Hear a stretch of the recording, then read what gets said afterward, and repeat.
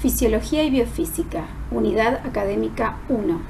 Funciones cognitivas, primera parte, cortezas de asociación. Seminario número 11, parte 1. Un poco de historia. El estudio del cerebro fue algo que desveló a algunos desde siempre. Ya los antiguos egipcios, en el papiro quirúrgico, daban instrucciones concernientes a un golpe en el cráneo bajo la piel de la cabeza, y practicaron algunas craneostomías. También Leonardo da Vinci se interesó por el cerebro en la época de la teoría ventricular, en la que se creía que era en los ventrículos donde residía el procesamiento de la información. El problema mente-cuerpo era algo que intrigaba a médicos como Galeno, pero también a filósofos como René Descartes. El primer cambio de paradigma importante se dio cuando Joseph Gall y Johann Spurzheim propusieron que la corteza cerebral era el asiento de las funciones mentales.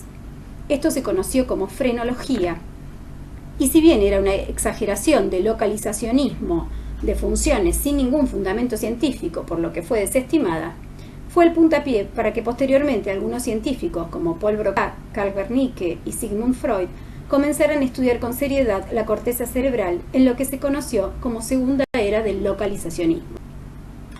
Alguna gente que hizo historia.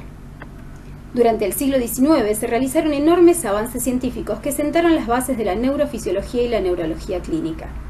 Solo por citar a unos pocos, John Hughley Jackson, Paul Broca, James Parkinson, Alois Alzheimer, Jules Dejerin, realizando estudios de casos, Santiago Ramón y Cajal, describiendo la histología del sistema nervioso, Corbinian Brodmann, definiendo la citoarquitectura de la corteza cerebral, y James Papez como neuroanatomista.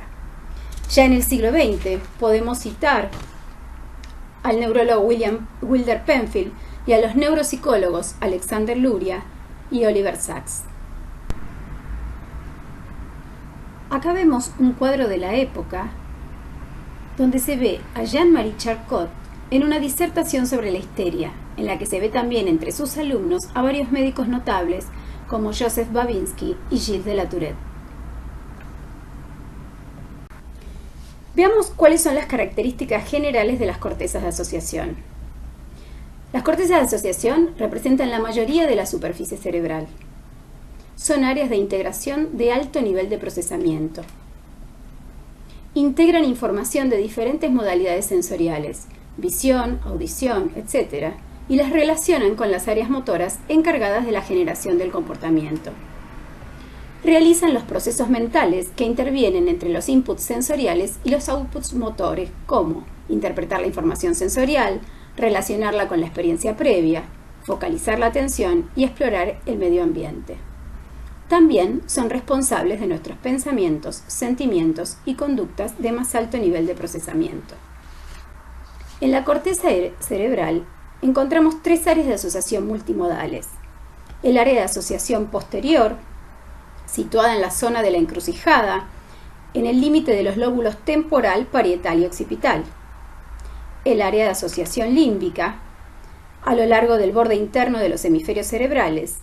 Y el área de asociación anterior, la corteza prefrontal, rostral a la circunvolución precentral. Estas áreas de asociación cumplen funciones específicas. El área de asociación posterior integra información sensorial de diferentes modalidades para la percepción y el lenguaje. El área de asociación límbica es la encargada del procesamiento emocional y el almacenamiento de la memoria.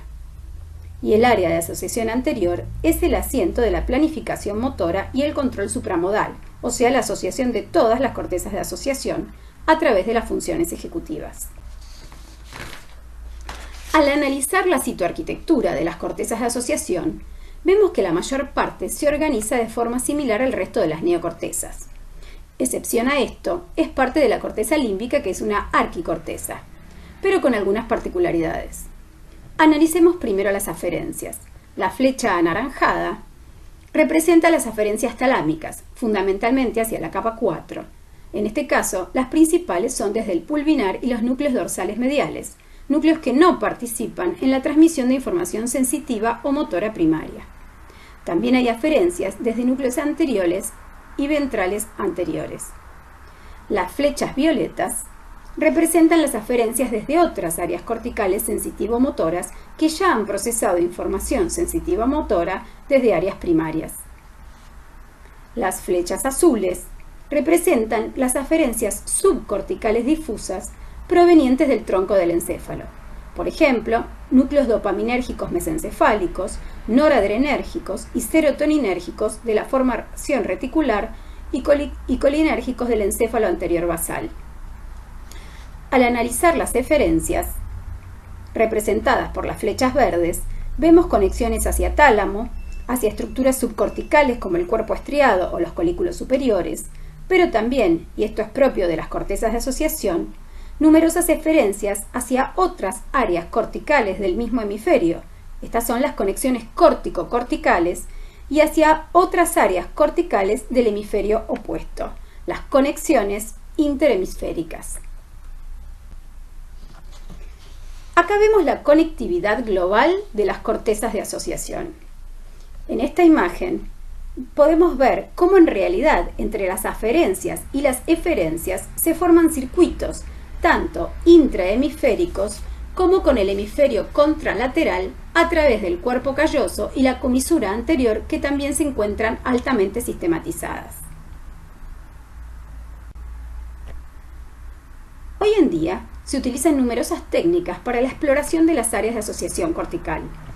Dentro de las técnicas neurofisiológicas tenemos la resonancia magnética funcional, la estimulación magnética transcraneal, la estimulación transcraneal con corriente directa, la tomografía por emisión de positrones, el electroencefalograma, tanto para medir oscilaciones como potenciales asociados a funciones cognitivas, la magnetoencefalografía, que tiene mejor resolución espacial que el electroencefalograma, y la tractografía y el tensor de difusión para observar conexiones entre distintas áreas. Debemos mencionar que en este caso se utilizan para investigación, no siendo necesariamente las mismas técnicas que se utilizan con fines clínicos.